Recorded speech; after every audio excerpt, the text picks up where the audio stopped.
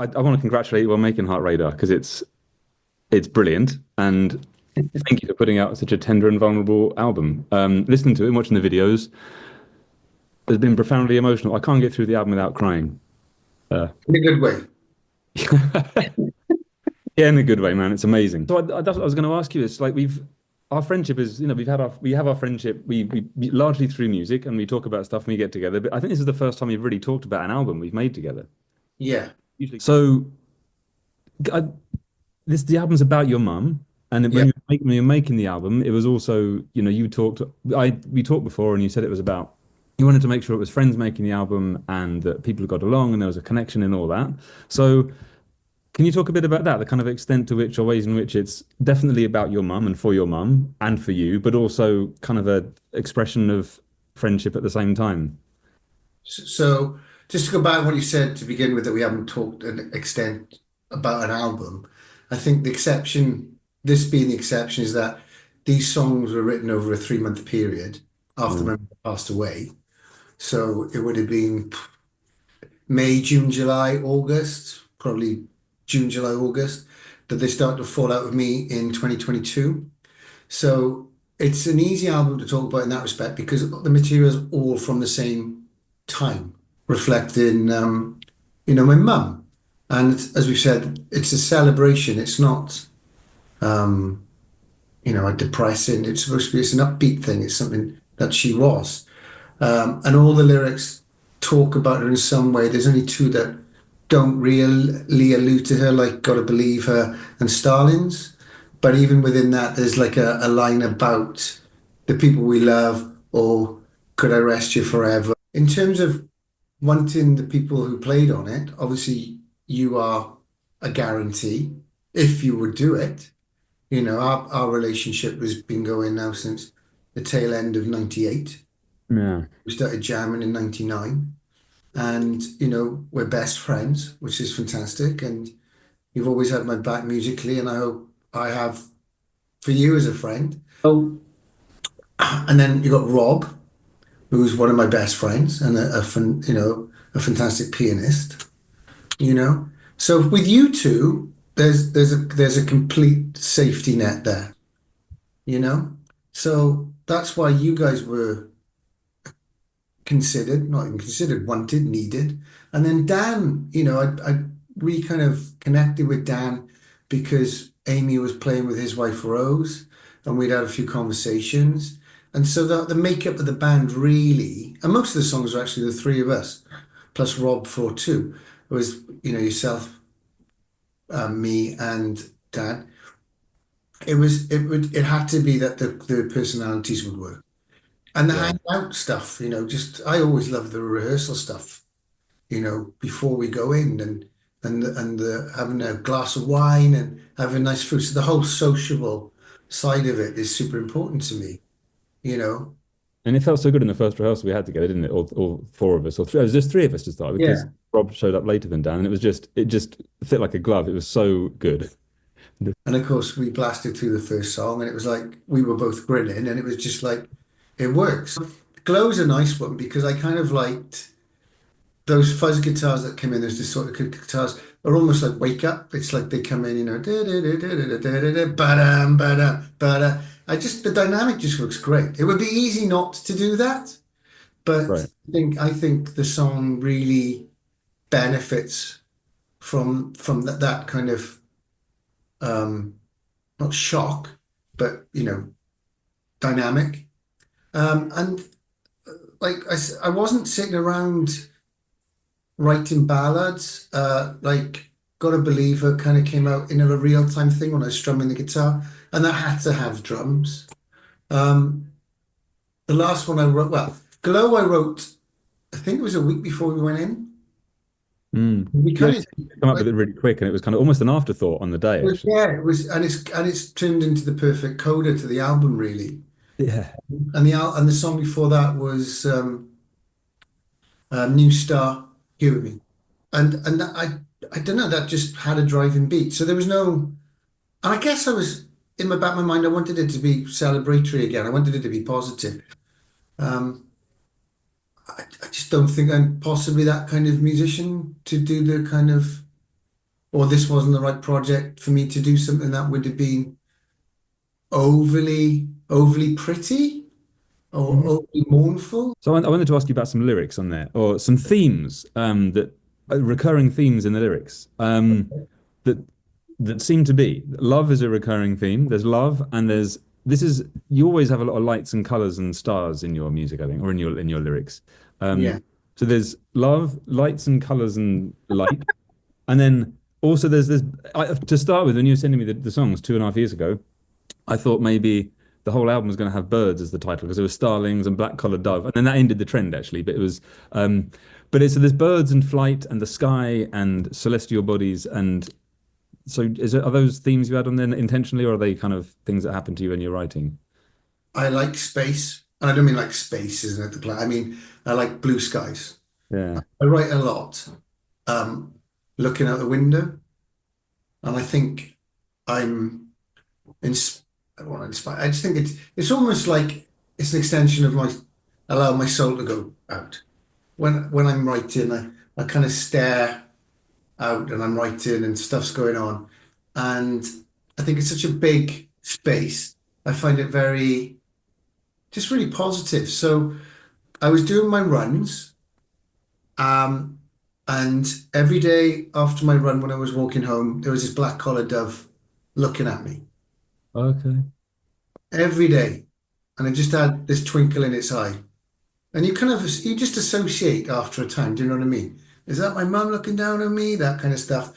And I'd watched something. I was on a treadmill somewhere, being bored, watching a program, and there was this guy. It was one of those programs where things blow up and then they're okay, and this guy says, take care. And it was like on BBC in the morning, and there was this kid who lost his nan about 2 weeks earlier, and he'd fallen asleep in this outhouse, and this outhouse gas thing blew up or something, and but he managed to get out, and he was like, "Oh, it's my nan. She kind Mm. of protected me," that's what that black collar dove song is about.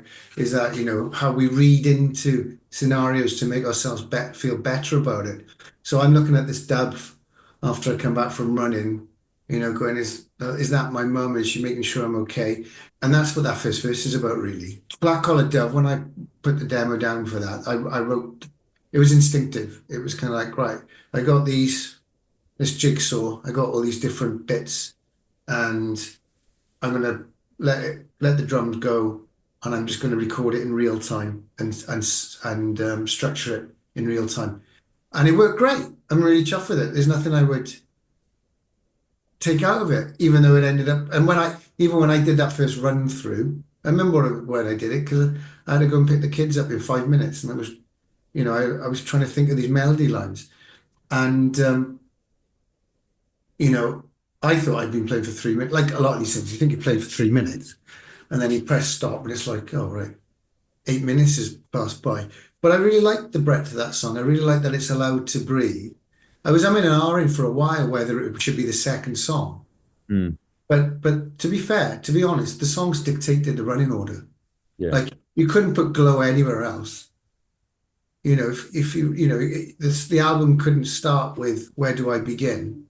It'd be a total, that would just be too heavy, that start. But where it sits in the album, you're allowed that kind of emotion because the four songs that have come before it have been more guitar-y, been a bit more up tempo, quite varied. So it's allowed its place then, Yeah. as a contrast. I went down this rabbit hole.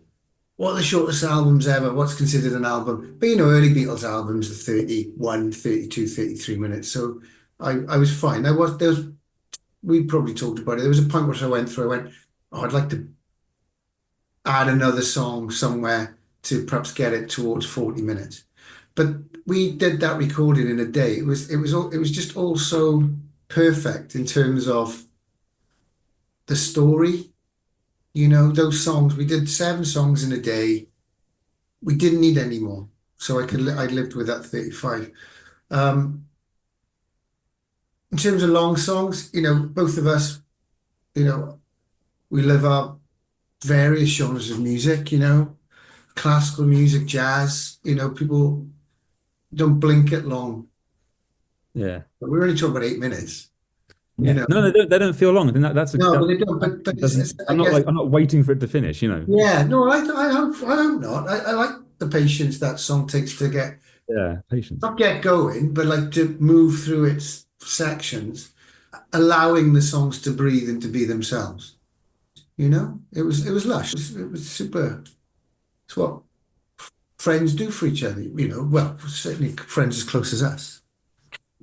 But we were very fortunate on that day where you know things felt good, and we did the songs. I don't think we played any other song more than 3 times.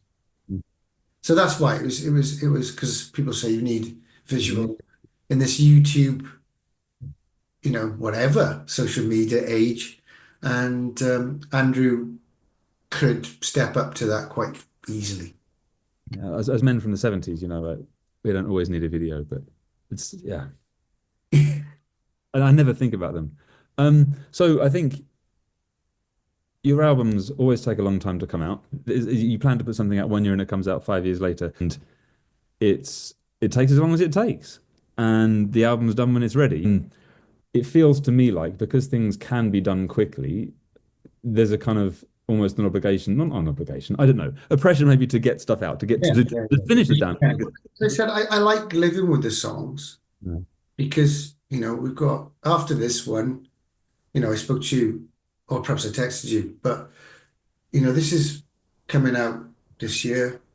I'm hoping to get Cheese the Universe out next year. And then the year after that, I want to get Tinker Tailor Soldier Rock out.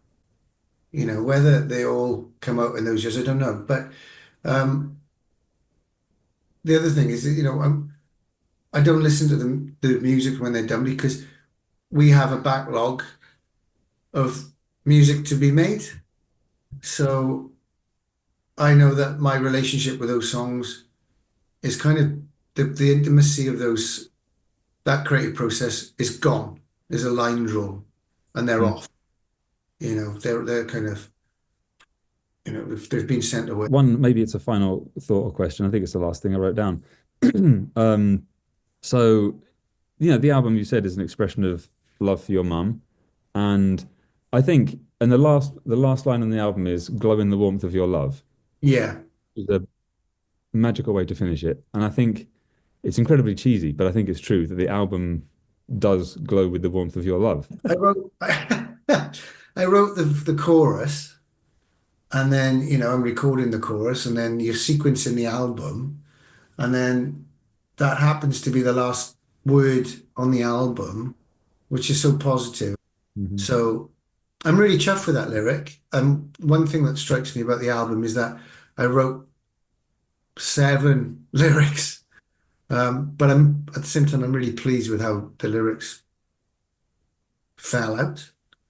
And Glow, I think, is, I'm particularly proud of the last verse of that going into that chorus. So That line you mentioned about taking all the colors of the world and you'll never see their brightness the same again.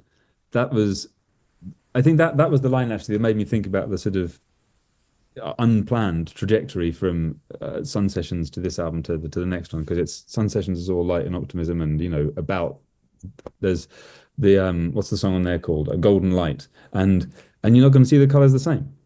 You yeah, can't. And that was like it struck me as profoundly sad actually, but a beautiful reflection. And then you've got the optimism of the next album, look into the future with the next generation. So there's a kind of how things were for this moment, and then this, unlike this moment that just transforms the way you experience the world because you've lost your mum, and then look into the next generation in She's the Universe. So I think there's a yeah. poetry there that may be unexpected, but it's there, I think. Heart Radio was supposed to be, we're all in the same room, we're back together, yay. But they're almost like 2 sides of a coin, I think. But they're both optimistic sides of the coin. But yeah, Sun Sessions was like a celebration of, my children and that period of being able to go out. We talked about that. It was like a life affirming thing within um, COVID. Like Heart Radar then, it's just a reflection on my mum they're not the same album, but there's certain traits. It's almost, I'm not saying they're a double album, but they're I think they're quite similar. They both got 7 songs on them. One's an EP. I purposely said Sun Sessions EP, and this was is an album because, as you said, the songs do feel more substantial, more. And Sun Sessions was a Polaroid, but yeah, I do feel like they're kind of like brother sister, yin and yang. I don't know. I don't know, but I hopefully there's a positive. I think there's a positivity in both of them.